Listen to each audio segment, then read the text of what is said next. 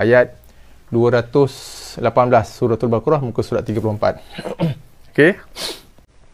Okey, insya-Allah kita sama-sama mulakan bacaan terlebih dahulu Okey, sama-sama kita mulakan bacaan terlebih dahulu ayat 218 Suratul Baqarah. Okey.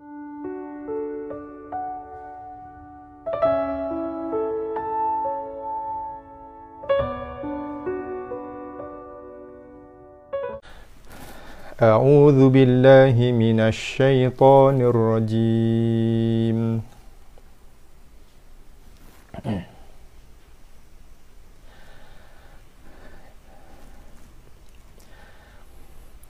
Innal ladzina amanu wal ladzina hajaru wa jahadu fi sabilillah ulaika yarjuna rahmatallah wallahu ghafurur rahim. Okey, alhamdulillah, sadaqallahul azim. Okey, nanti ingatkan saya saya risau, saya takut saya terlupa yang saya dah sebutkan semalam. InsyaAllah ada info, satu info yang saya nak kongsikan nanti. InsyaAllah kita habiskan perbincangan hukum tajwid. Nanti saya takut saya lupa, tolong ingatkan saya tolong ingatkan saya. Okey, insyaAllah kita bincangkan kalimah yang pertama, inna. Inna satu kalimah, kita jumpa hamzah baris bawah, kita bunyikan dia dengan kadar satu harakat terlebih dahulu, i. Kemudian kita tekan pada makhraj nun yang bersabdu dan kita dengungkan serentak, in. Kita tak mau baca dengan in. Kalau kita baca dengan in, maksudnya kita gugurkan, kita abaikan hak hamzah berbaris bawah untuk kita bunyikan dia, lafazkan dia, bacakan dia dengan kadar dia satu harakat. So kita bunyikan dia dengan kadar satu harakat dulu, ngam-ngam, i. Barulah kita menekan, menyentuh dan menekan makhraj nun dan kita dengungkan, in, bukan in.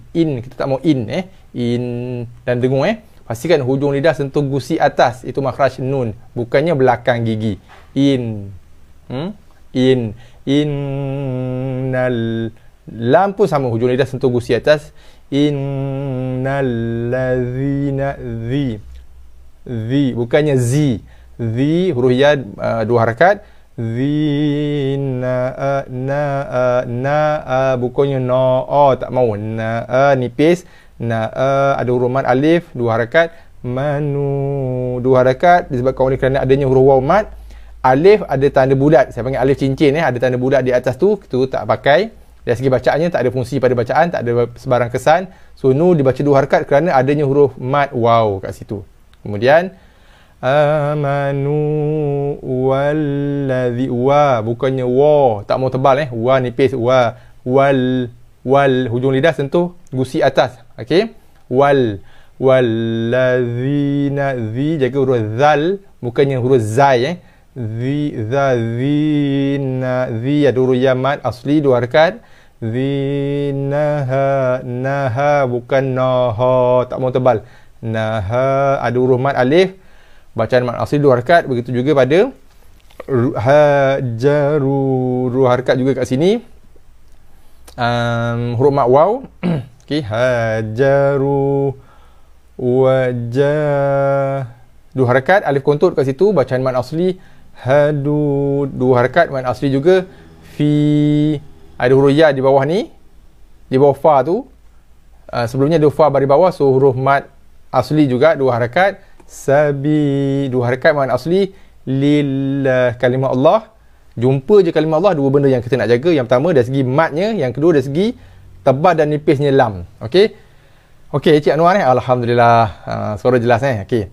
So jaga bila kita jumpa saja kalimah Allah, lafzul jalalah dalam Quran. So dua benda yang kita nak kena alert nak kena hati-hati. Yang pertama dari segi kadar harakatnya. Sekiranya kalimah Allah tu duduk di awal ayat ataupun di awal bacaan, okey, ataupun di tengah ayat ataupun di tengah bacaan, maka kalimah Allah tadi dibaca dengan dua harakat mad asli. Okey. Sekiranya ianya berada di akhir ayat ataupun di akhir bacaan ketika waqaf, maka kita akan waqafkan dia dengan mad arid li sukun. Mad juga Tapi kita boleh extend sampai 2 atau 4 ataupun 6 harakat. Kalau di tengah ataupun di permulaan ayat ataupun di permulaan bacaan, kita baca dia dengan 2 harakat sahaja dengan keadaan mad asli. Itu nak kena jaga kalimah Allah, so dibaca dengan mad. Sama ada dengan mad asli pada awal dan tengah bacaan, dibaca dengan mad arid disukun pada akhir bacaan ketika waqaf. Itu yang pertama yang kita nak perlu hati-hati. Sebab masih ada di kalangan pembaca Al-Quran yang tidak memanjangkan bacaan, tidak membaca dengan bacaan mad pada kalimah Allah dengan alasan hujahnya tiada huruf mad di sini. Tengok pada kalimah Allah ni kan, tak ada huruf mad alif. Okay. So dia kata kenapa kena baca panjang, sedangkan bacaan panjang ataupun bacaan mad hanya berlaku sekiranya wujudnya adanya huruf mad. Macam tadi lah, sabi ada huruf mad ya, fi panjang ada huruf mad ya, du panjang ada huruf mad waw, ja panjang ada huruf mad alif. Sabilillah ni tak ada huruf mad kan, tak ada huruf mad. Tapi pengecualian istimewa untuk lafzul jalalah kalimah Allah. Itu yang pertama, bacaan mad pada kalimah Allah. Yang kedua, lam hamzah wasal ataupun kita panggil alif lam lamha kalimah Allah. Lam yang kedua ni bersifat dengan sifat ridhah, sifat yang mendatang. Sifat yang mendatang ni maksudnya sifat dia berubah-ubah. Ada waktunya lam pada kalimah Allah dibaca dengan tafkhim, tebal. Ada waktunya lam pada kalimah Allah dibaca dengan tarqiq, nipis. Okay. So lam pada kalimah Allah pada lafzul jalalah ni bersifat dengan sifat ridhah, sifat yang mendatang. Tengok apa yang datang pada huruf tu, berubahlah sifat dia. Okay. Berbeza dengan huruf-huruf yang tertentu. Contohnya macam tadi kita jumpa huruf lam, huruf ba, huruf sin. Itu sifat-sifat lazimah ataupun sifat zat. Sifat dia tak berubah. Lam, ba, sin, sifat dia nipis. So nipis. Nipis lah selama-lamanya. Okay. Dia baris bawah ke, baris atas ke, baris depan ke, baris mati ke, kekal nipis. Tapi lam pada kalimah Allah dia berubah-ubah. Sifatnya bergantung kepada keadaannya, situasinya dalam ayat. Okay. So kalimah Allah, pada kalimah Allah sebelumnya berbaris, ada huruf yang berbaris bawah, maka lam pada kalimah Allah dibaca dengan nipis. Sekiranya sebelum kalimah Allah ada huruf yang berbaris atas ataupun berbaris hadapan, maka kalimah Allah dibaca dengan tebal. Contohnya qul huwa, baris atas huwallahu, tebal. Ataupun rasulu, baris depan lullah. So kalimah Allah tu dibaca tebal, lam pada kalimah Allah. Tapi sebelumnya baris bawah nipis lil. Tak baca ingat lillah tapi lil. Sabilillahi ulaika. Waw ada bulat. Okey, waw cincin saya panggil Waw bercincin ni dinamakan sebagai harfu ziyadah, huruf tambahan yang adanya dalam tulisan, mesti ada dalam tulisan, tapi dari segi bacaannya dia tidak ada fungsi. Dia tidak mengeluarkan makhraj bunyi dan dia juga tidak menyebabkan bacaan panjang mad dalam Al-Quran. So tu la. Waw dari segi bacaannya tak ada fungsi, tak ada kesan. Okey? Tarqiq lam. Ya betul. Puan Nazrah, lam tarqiq. Ta, ro, qaf, ya, qaf. Kalau nak ejaan dari segi Arabnya lah. Tarqiq ataupun lam nipis Okey, ula, kita bunyikan dia satu harakat. Ula. Okey, ula. Ada misai kat situ. So kita tengok apa yang berlaku. Adanya huruf mad alif kontok ni jumpa dengan hamzah ulaika dalam satu perkataan. So mad wajib kita baca, panjangkan bacaan di sini 4, maksimum 5 harakat. Ulaika, ka jangan sekali ka. Kita nak bukan la, laika bukan ka. Ulaika ro tebal, ro sakinah, ro mati. Sebelumnya ada baris atas, so ro ni sifat dia tafkhim, tebal. Ro pun sama, dia bersifat dengan sifat aridhah, sifat arid juga macam lam pada kalimah Allah tadi. Ada waktu ro dibaca nipis, ada waktu ro dibaca tebal. Kalau ro mati, sebelumnya ada baris atas ataupun ada baris depan, ro tu sifatnya tebal. So perlu tebalkan sebutan ro.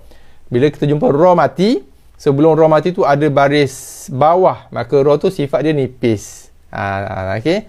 So ni ro di sini tebal sifatnya kerana dalam keadaan ro sakinah, ro mati sebelumnya ada baris atas. So ro ni tebal. Ro sahaja yang tebal. Ya-nya nipis. Ya, bukannya ya. Tak mau yor. Maka kalau kita baca yor, kita dah tebalkan kedua-dua huruf. Okey.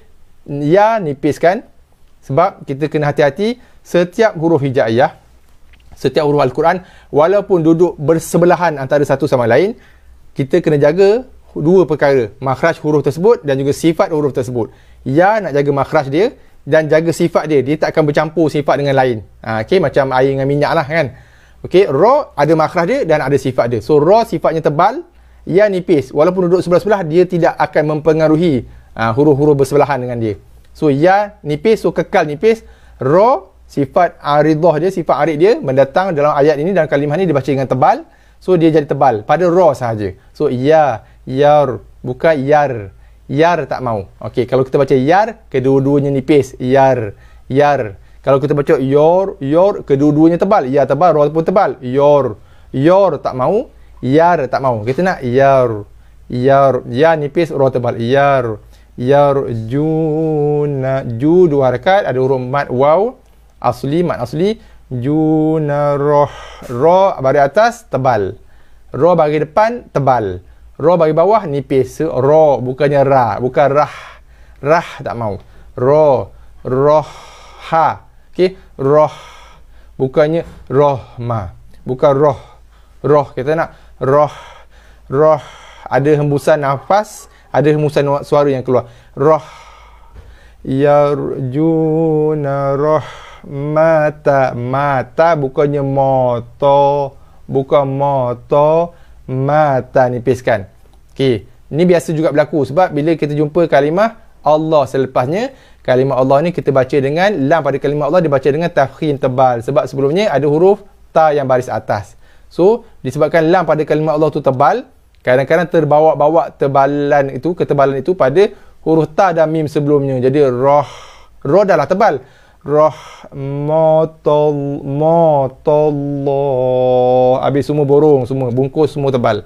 So mata. Lam pada kalimah Allah tu baru tebal balik.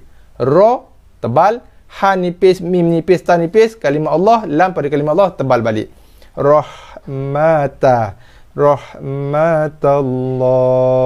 Kita jumpa satu contoh yang saya sebutkan tadi. Bila kita wakafkan bacaan sini wakaf jaiz, so harus wakaf, boleh wakaf, boleh juga wasal. So kalau kita nak wakaf, kita akan wakafkan dengan mad arid li sukun. Hukumnya rahmatallah. Kita boleh wakafkan dengan 2, 4 ataupun 6 harakat. Rahmatallah. Cuma yang saya selalu bagi tahu, kita kena hati-hati sebab selalu orang kata apa? Orang putih kata take for granted kan, ambil mudah pada bacaan mad arid li sukun ni. Bacaan mad ni, bacaan panjangnya. Okey.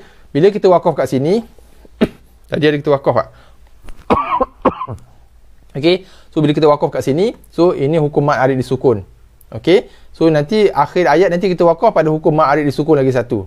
Okey, so bila kita wakaf kat sini satu, kita wakaf kat akhir ayat nanti satu, so ada 2 hukum mad arid disukun di sini. Okey, okey, so bila tadi saya wakaf juga kat sini kan. Okey, betul. Tadi masa saya baca tadi saya wakaf juga kat sini. Saya baca dalam potongan ayat yang lebih pendek lah. Okey.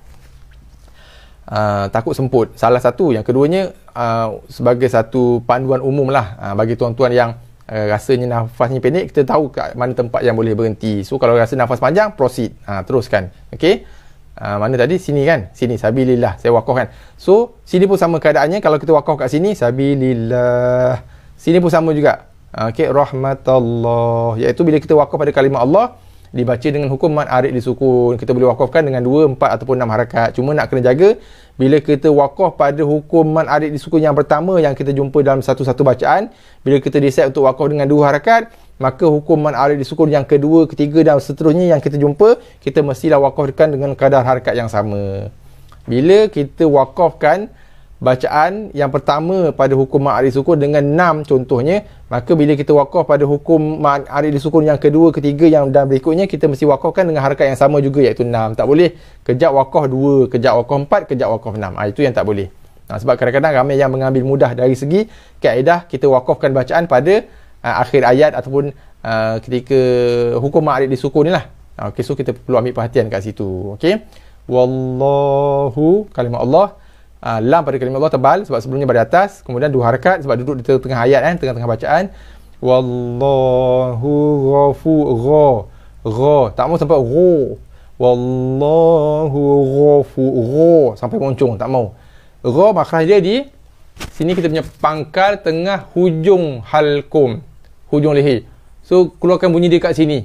Jangan dipengaruhi bunyi rin tu dengan orang kata apa? dengan perubahan mulut bibir kita, dengan pemuncongan, pengembungan mulut dan bibir kita. Ra bukannya ro, tak mau rafu ro. Sebab saya pernah jumpa ada orang kata okey, huruf ghin, kha, qaf moncong, ko ro ho moncong.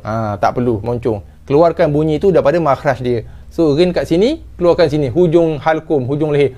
Ra ri rafu, bukannya ro. Okey, wallahu ghafur, 2 harakat, ra baris 2 depan tanwin diikuti dengan huruf ra, jumpa ra. So bila baris 2 jumpa ra, berlaku hukum idgham bila gunnah. So kita idghamkan, kita masukkan bacaan nun mati ke dalam ra daripada bacaan asalnya ghafurun, run asal kepada ghafurur. Kita idghamkan bacaan ke dalam ra. So kita akan baca dengan bacaan ra tasydid, ra sabdu, bila tanpa gunnah, tanpa dengung, ghafurur, tekan pada ra dan lepaskan dengan barisnya tanpa dengung, ghafurur rahim. Kita wakafkan bacaan dengan mim yang berbaris 2 depan, him. Mim yang berbaris 2 depan ketika wakaf dibaca dengan mim sakinah, mim mati. Sebelum huruf mim, huruf iaitu huruf second last ada huruf mayyah, maka kita akan wakafkan bacaan dengan man arid li sukun, ghafurur rahim. Kita boleh wakafkan dengan kadar mat 2, 4 ataupun 6 harakat, bergantung kepada kadar harakat yang kita dah decide pada wakaf kita sebelumnya, pada hukum arid li sukun sebelumnya. Okey, wallahu a'lam. Okey, alhamdulillah. Okey, yang saya nak kongsikan semalam, okey, sebenarnya ada 2 perkara yang saya nak kongsikan di muka surat 34 ni. Okey, so yang pertamanya ialah sekiranya sekiranya kita putuskan, kita decide untuk memberhentikan bacaan pada muka surat 34. Okey, apabila kita decide, kita putuskan kita nak berhenti dah. Okey, mungkin kita ada kerja ke, ataupun kita dah lapar nak makan ke, ataupun kita ada nak pergi tandas ke, ataupun nak stop lah, berhenti ngaji lah. Okey, nak stop dah, nak tutup Quran dah, nak sadaqallahul azim pada muka surat 34. Kebiasaannya, secara lumrahnya, adatnya, bagi saya bukan kata kebanyakan, bagi semualah pembaca Al-Quran lah kebanyakannya okey, kebanyakannya ialah, kecuali mungkin guru-guru Quran mungkin lah, okey, bagi kebanyakan orang-orang awam, pembaca Al-Quran di kalangan orang awam, bila kita decide untuk berhentikan bacaan pada muka surat tertentu, maka kita akan habiskan bacaan pada ayat yang terakhir pada muka surat tersebut. Okey, so pada muka surat 34 ni, kalau masing-masing ada Quran, mungkin boleh buka Quran. Okey, muka surat 34. Okey, ayat yang terakhir pada muka surat 34 ni adalah ayat 219. Okey, saya tunjuk sikit lah. Sini, sorry. Kameranya kat sini. Ayat 219 suratul Baqarah. Okey, ayat 219 suratul Baqarah. So, ayat yang kita baca tadi, ayat 218 tadi, ayat second last. Okey, ayat second last. Sebab lepas ayat 218 yang kita baca tadi, yang kita dah bincangkan tadi, ada satu lagi ayat yang merupakan ayat yang terakhir di muka surat 34. Boleh nampak iaitu ayat 219. Nampak tulisan saya ada tulis dengan pensil tu, itu nota masa saya talaki dengan guru saya dulu. Okey, tak boleh wakaf Okey, so untuk makluman, di muka surat 34 ini dia berbeza dengan muka surat yang lain.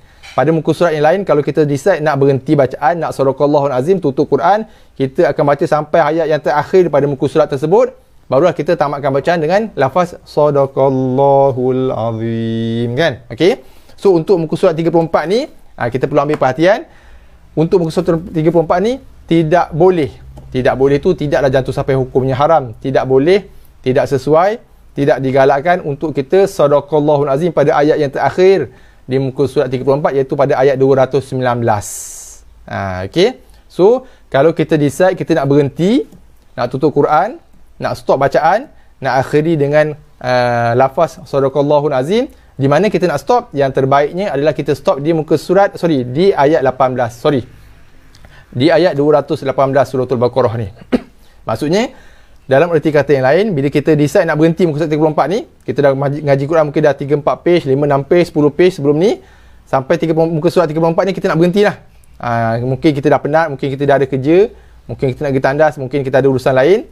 So, kita akan sadaqallahul azim pada ayat ini. Okey. So kita akan baca ayat ni sampai je ayat 218. Innallazina amanu wallazina hajaru wajahadu والذين هاجروا وجاهدوا في سبيل الله أولئك يرجون رحمة الله والله غفور رحيم Sadaqallahul azim. Kita akan berhenti bacaan di sini, kita akan stopkan bacaan di sini. Kita akan akhiri bacaan Quran kita dengan lafaz Sadaqallahul azim pada ayat ini, bukannya pada ayat yang terakhir muka surat 34, iaitu pada ayat 219 seperti mana muka surat yang lain. Jelas tak maksud saya? Boleh jelas tak maksud saya? Boleh komen sikit tak? Saya harap jelas. Biasanya pada muka surat yang lain, contoh saya ambil muka surat sebelumnya lah. Ini memang kita punya amalan normal lah kan. Okey, contoh kita ambil muka surat sebelumnya, iaitu pada muka surat 34 muka surat 33. Muka surat 33, ayat yang terakhir ialah ayat 215. Okey, ayat 215. Okey, so biasanya bila kita decide nak berhenti pada muka surat 33 contohnya, kita akan baca daripada atas sampai kita habiskan ayat 215. Fa innallaha bihi alim. Sadaqallahul azim. Kita berhenti kat situ. Biasa kan? Biasanya kita akan baca sampai ke ayat yang terakhir pada sesuatu muka surat dan kita sadaqallahul azim di situ. Okey. Cuma muka surat 34 ni istimewanya kita perlu ambil perhatian sikit. Kita tidak boleh Sadaqallahul azim pada ayat yang terakhir di muka surat 34, iaitu ayat 219. Kenapa? Kerana ada sebabnya. Okey, kita tengok sikit ayat 219 Kita akan baca esok. Cuma saya nak sebutkan sikit aja. Ayat 219, kalau masing-masing ada Quran mungkin boleh tengok Quran tu, nampak mungkin boleh dapat gambaran yang lebih jelas. Kalau ada Quran, boleh buka Quran, tengok ayat yang terakhir muka surat 34, iaitu ayat 219. Ayat 219 dimulakan dengan kalimah yas'alu. Betul Okey. Yas'alunaka anil khamri wal maisir. Okey. Kemudian kita baca sampailah ke baris yang terakhir ayat 219. Baris yang terakhir. Baris terakhir ditulis kat situ. Okey, kalau ada Quran boleh tengok. Saya tunjuk sikit okey. Kalau kita tengok ayat 219 di baris yang terakhir. Okey. Okey, saya tunjuk kat sini Okey. Baris yang terakhir, iaitu baris yang ke-15, baris yang paling bawah sekali. Okey, boleh nampak sikit Kadzalika, yang demikianlah, yubayyinullah, Allah menerangkan. Okey, kemudian lakumul ayati, kepada kamu ayat-ayatnya, kepada kamu ayat-ayat ataupun kepada kamu tanda-tanda. La'allakum, mudah-mudahan kamu tatafakkarun, berfikir. Mudah-mudahan kamu berfikir. Ayat 219. Kita tengok ayat selepasnya, ayat 220. Fid dunya wal akhirah, tentang kehidupan dunia dan akhirat. Inilah sebabnya. Okey. So, walaupun ayat 219 dan juga ayat 220 dipisahkan dengan nombor ni. Kita panggil ra'sul ayah ni kan. Okey, kepala ayat ni. Okey, dipisahkan dengan numbering ni. Tapi dari segi maksud ayatnya, ayat 219 dan juga awal ayat 220 bersambung maksudnya. Saya ulang balik tengok balik. Okey, kadzalika, mana tadi? Kadzalika, yang demikianlah, yubayyinullah, Allah menerangkan. Lakumul ayat, kepada kamu ayat-ayat ataupun kepada kamu tanda-tanda. La'allakum, mudah-mudahan kamu tatafakkaruna, berfikir. Mudah-mudahan kamu semua berfikir. Ayat 220 sambungan dia, fid dunya wal akhirah, mudah-mudahan kamu berfikir tentang kehidupan dunia dan akhirat. So di sini adalah waqaf tam ataupun waqaf yang sempurna. So di sini tempat yang sesuai waqaf. Okey, sebab ayat 219 dan juga awal ayat 220 bersambung pengertian makna ayatnya. Mudah-mudahan kamu berfikir fid dunya wal akhirah, tentang kehidupan dunia dan akhirat. Sebab itulah tidak harus, tidak cantik, tidak molek, tidak baik, tidak sesuai untuk kita Sadaqallahul Azim. Akhiri tamatkan bacaan Quran kita Sadaqallahul Azim pada ayat yang terakhir, ayat yang terakhir di muka surat 34, iaitu ayat 219, kerana ayat 219 bersambung pengertian maknanya dengan awal ayat 220 suratul Baqarah. Disebabkan oleh kerana itulah, maka disebabkan oleh kerana ayat 220 akhir baris yang terakhir pada ayat 219, ayat yang terakhir pada ayat 219 bersambung maknanya dengan awal ayat 220. Maka kalau kita berhenti kat situ, maksudnya kita memutuskan, kita menggantungkan maksud ayat tu. La'allakum tatafakkarun, mudah-mudahan kamu berfikir. Sadaqallahul Azim. Kalau kita Sadaqallahul Azim kat situ, kemudian kita sambung balik bacaan pada hari waktu yang lain. A'udzubillahi minasyaitonirrajim. Kita mulakan dengan ayat 220. Fid dunya wal akhirah, tentang kehidupan dunia dan akhirat. Wa yas'alunaka 'anil yatama, dan mereka bertanya kepadamu wahai Muhammad tentang anak-anak yatim. So ayat tu dah jadi tergantung. Tiba-tiba mulakan ayat dengan tentang kehidupan dunia dan akhirat. Lepas tu ayat berikutnya wa yas'alu, dan mereka bertanya kepadamu wahai Muhammad berkenaan dengan anak-anak yatim. So nampak, so ada tergantung maksudnya. Sekiranya kita memulakan bacaan pada ayat 220, sekiranya kita menamatkan bacaan Sadaqallahul Azim pada ayat 219 suratul Baqarah. Okey? So, apa yang saya nak sampaikan, poin saya pada pagi ni ialah, sekiranya kita decide untuk berhenti bacaan, nak Sadaqallahul Azim, tutup Quran, nak simpan pada muka surat 34, maka kita akan tamatkan bacaan pada ayat 218. Okey, kita akan tamatkan bacaan pada ayat 218. Wallahu ghafurur rahim. Sadaqallahul Azim. Kita akan wakafkan, tamatkan akhiri bacaan kita dengan lafaz Sadaqallahul Azim di sini. Kemudian mungkin petang nanti ke, malam nanti ke, esok ke, ataupun di hari dan waktu yang lain, kita nak mulakan bacaan, kita akan mulakan bacaan dengan pembukaan bacaan A'udzubillahi minasyaitonirrajim. Kemudian kita akan starting mula bacaan kita dengan ayat 219, yas'alunaka 'anil khamri wal maisir, supaya kita tidak memutuskan ayat 219 dan juga ayat 220 yang bersambung, connected dia punya makna dia. Okey? So saya harap penjelasan saya jelas, sejelas-jelasnya, sebab berdasarkan kepada pengalaman saya berkongsi maklumat dan info ni kepada rakan-rakan kita, saya tahu ada 2-3 orang rakan-rakan kita yang bertalaki dengan saya dah pun tahu maklumat dan info ni. Cuma dia beritahu saya semalam, dia kata dia akan decide untuk nak diamkan je lah, dia kata kan, bagi Chan kawan-kawan yang lain. Okey? Tapi pengalaman saya, kebanyakan, saya kata bukan kebanyakan lah, semua, okey, yang bertalaki dengan saya lah, okey, yang pernah bertalaki one to one dengan saya, bila saya kongsikan maklumat ni, saya belum pernah lagi temui orang yang kata, oh dah tahu dah Ustaz, dah pernah ada Ustaz lain cerita, dah pernah baca, dah pernah dengar. Setakat ni belum pernah lagi lah. Mungkin kat luar sana ramai yang dah tahu, tapi setakat ni pengalaman saya berkongsi dan mengajar, belum pernah lagi saya temui. So saya assume, saya buat assumption, saya buat kesimpulan, ramai lagi pembaca Al-Quran yang tidak tahu lagi pasal informasi inilah untuk muka surat 34 ini. Okey? So jelas So hari ini saya kongsikan bagaimana caranya apabila kita decide untuk berhenti bacaan ataupun untuk Sadaqallahul Azim pada muka surat 34. Okey? Esok insya-Allah kita akan sambung bacaan pada ayat 219 suratul Baqarah. Insya-Allah esok saya akan tunjukkan pula bagaimana mewasalkan bacaan ataupun bagaimana membaca bacaan, bagaimana kita nak membaca ayat 219 dan juga ayat 220. Kaedah bagaimana kita nak joinkan, bagaimana bacaan yang terbaik bila kita nak baca ayat 219 dan juga ayat 220. Kaedah bacaan yang terbaik. Saya akan tunjukkan esok. So hari ini poinnya ialah bagaimana caranya untuk kita memberhentikan bacaan ataupun untuk kita akhiri bacaan, untuk kita Sadaqallahul Azim pada muka surat 34. So bila kita nak berhenti, nak Sadaqallahul Azim pada muka surat 34, maka kita akan berhenti dan lafaz sebut baca Sadaqallahul Azim pada ayat 218.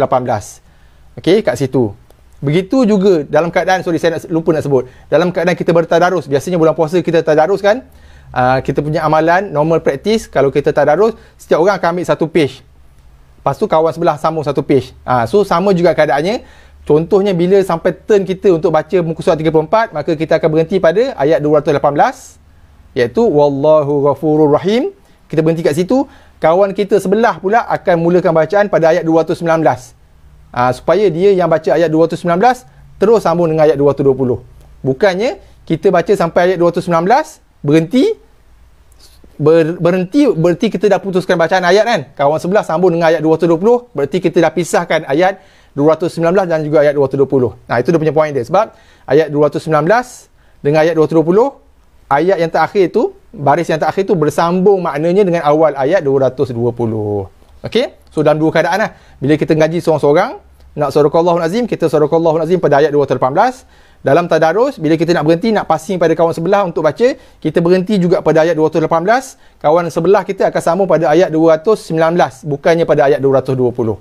Okey? So, itu kaedah bagaimana kita nak berhentikan bacaan pada muka surat 34. InsyaAllah esok saya akan tunjukkan poin yang kedua, iaitu bagaimana kita nak membaca ayat 219 dan juga ayat 220. Kaedah bacaan yang terbaik untuk kita baca ayat 219 dan juga ayat 220. Sebab ayat 219 tadi poinnya, ayat 219 barisan yang terakhir itu bermula dengan bacaan kadzalika yubayyinullahu lakumul ayati la'allakum tatafakkarun, bersambung pengertian dan maksudnya dengan ayat awal ayat 220. So ada kaedah bacaannya bila kita nak baca ayat 219 dan juga ayat 220 yang akan saya kongsikan esok pagi insya-Allah, waktu yang sama jam 9. Okey, so alhamdulillah.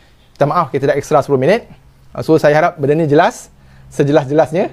Okey, dan mungkin boleh kongsikan lah. Okey, boleh kongsikan bagi tuan-tuan dan puan-puan, muslimin muslimat yang mungkin baru first time tahu pasal informasi ni. Nah, mungkin boleh sebar-sebarkan lah. Sebar-sebarkanlah kepada rakan-rakan kita yang lain, sahabat-sahabat, pasangan, anak-anak cucu semua kan. Untuk sama-sama kita upgrade, improve bacaan Al-Quran kita sebaik-baiknya. Sebab ditulis juga, okey saya lupa nak kongsikan sikit saya ambil masa 30 saat. Ini dalam satu kitab tajwid yang saya beli daripada guru saya. Nama pena dia Abu Mardiah. Saya salah tunjuk kamera. Abu Mardiah. Topik khusus panduan wakaf dan ibtidak dalam Al-Quran. Okey. So dia ada bagi ke panduan. Saya tunjuk sikit lah. Okey. Saya tunjuk sikit lah. Iaitu pada ayat 219 surah Al-Baqarah ditulis la'allakum tatafakkarun, mengikut dua pandangan ulama yang masyhur, yang famous, yang popular dalam ilmu wakaf dan ibtidak, ditulis laisa biwaqf. Laisa biwaqf, bukan tempat wakaf, pada ayat ataupun pada akhir ayat 219.